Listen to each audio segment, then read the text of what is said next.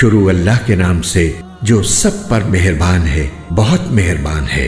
میں قسم کھاتا ہوں قیامت کے دن کی، اور قسم کھاتا ہوں ملامت کرنے والے نفس کی کہ ہم انسان کو ضرور دوبارہ زندہ کریں گے۔ کیا انسان یہ سمجھ رہا ہے کہ ہم اس کی ہڈیوں کو اکٹھا نہیں کر سکیں گے؟ کیوں نہیں، جبکہ ہمیں اس پر بھی قدرت ہے کہ اس کی انگلیوں کے پور پور کو ٹھیک ٹھیک بنا دے۔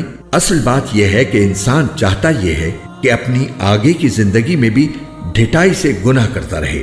پوچھتا ہے کہ کب آئے گا وہ قیامت کا دن، پھر جب آنکھیں چندھیا جائیں گی اور چاند بے نور ہو جائے گا اور چاند اور سورج اکٹھے کر دیے جائیں گے۔ اس وقت انسان کہے گا کہ کہاں ہے کوئی جگہ جہاں بھاگ کر جاؤں؟ نہیں، پناہ کی کوئی جگہ نہیں ہوگی۔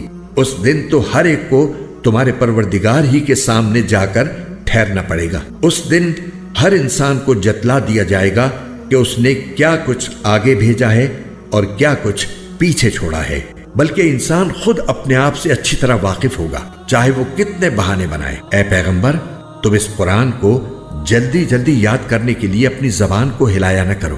یقین رکھو کہ اس کو یاد کرانا اور پڑھوانا ہماری ذمہ داری ہے۔ پھر جب ہم اسے جبرائیل کے واسطے سے پڑھ رہے ہوں تو تم اس کے پڑھنے کی پیروی کرو، پھر اس کی وضاحت بھی ہماری ذمہ داری ہے۔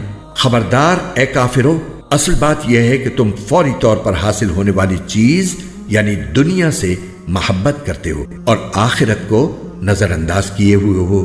اس دن بہت سے چہرے شاداب ہوں گے، اپنے پروردگار کی طرف دیکھ رہے ہوں گے، اور بہت سے چہرے اس دن بگڑے ہوئے ہوں گے، سمجھ رہے ہوں گے کہ ان کے ساتھ وہ معاملہ ہوگا جو کمر توڑ دینے والا ہے۔ خبردار، جب جان ہنسنیوں تک پہنچ جائے گی اور تیمارداروں کی طرف سے کہا جائے گا کہ ہے کوئی جھاڑ پھونک کرنے والا، اور انسان سمجھ جائے گا کہ جدائی کا وقت آ گیا اور پنڈلی سے پنڈلی لپٹ جائے گی، تو اس دن تمہارے پروردگار ہی کی طرف روانگی ہوگی۔